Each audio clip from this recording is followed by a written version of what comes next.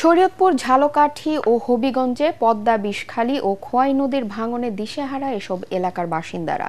শরীয়তপুরে পদ্মা সেতুর construction yard রক্ষায় নির্মিত তীর রক্ষা বাঁধের ভাঙন অব্যাহত রয়েছে।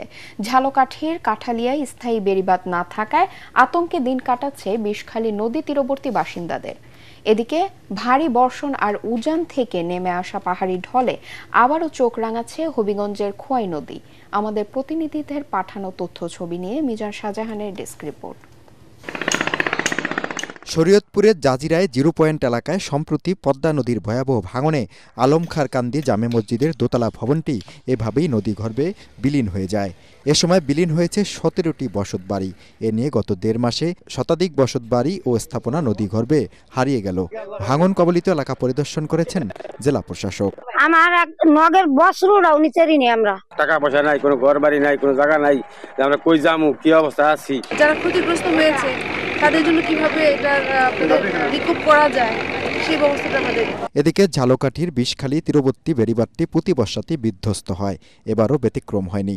ফলে প্রতিদিনই 2 বার জোয়ারের পানিতে প্লাবিত হয় 25 গ্রামের বসতবাড়ি ও ফসলি জমি। হুমকির মুখে রয়েছে কাঠালিয়া উপজেলা সদরের বিভিন্ন স্থাপনা।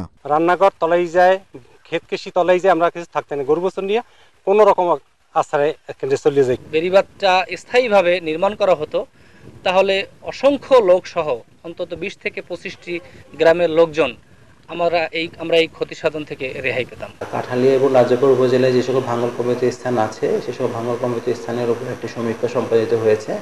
ওই সমীক্ষাগুলোর প্রেক্ষিতে আমরা একটি প্রকল্প দ্রুতই প্রস্তুত করে আমরা প্ল্যানিং কমিশনে প্রেরণ করব। এদিকে উজান থেকে নেমে আসা পাহাড়ি ঢলে ভাঙন দেখা দিয়েছে হবিগঞ্জের খোয়াই নদীর বাঁধে।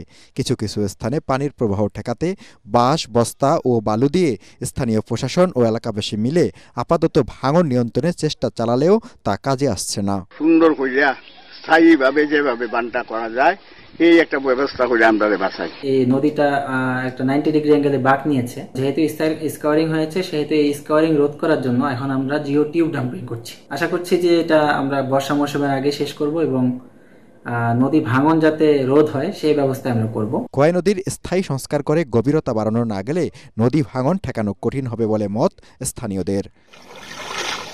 মিজান শাহজাহান, এটিএন বাংলা।